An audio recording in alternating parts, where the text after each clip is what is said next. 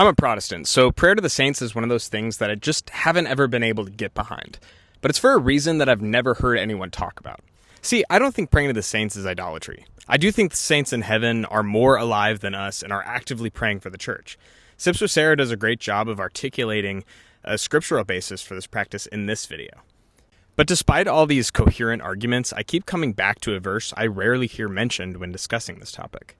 1 John 5:14 through 15 reads, "And this is the confidence that we have toward him, that if we ask anything in accordance to his will, he hears us. And if we know that he hears us in whatever we ask, we know that we have the requests that we ask of him."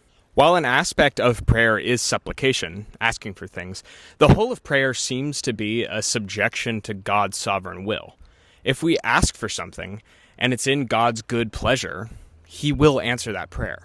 I wanted to see how a Catholic would understand this passage, to see if this is just the Protestant in me talking, so I asked Truthly for a breakdown. The key thing here is this line.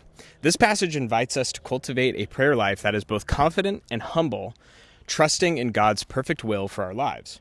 Often when I ask a Catholic why we need prayer to the saints, they give the argument of, well, you ask your friends to pray for you, don't you?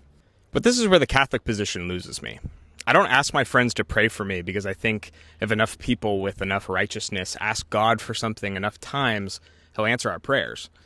I bring in my community in prayer because we're called to be united in subjection to God, even in our supplications.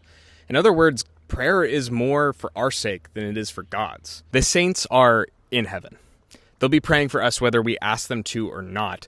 In the meantime, while I reside on this earth, I wholly rest on the sovereignty of God. But as always, we're figuring this stuff out, so let's chat in the comments. Continue to follow along as we trace the cross.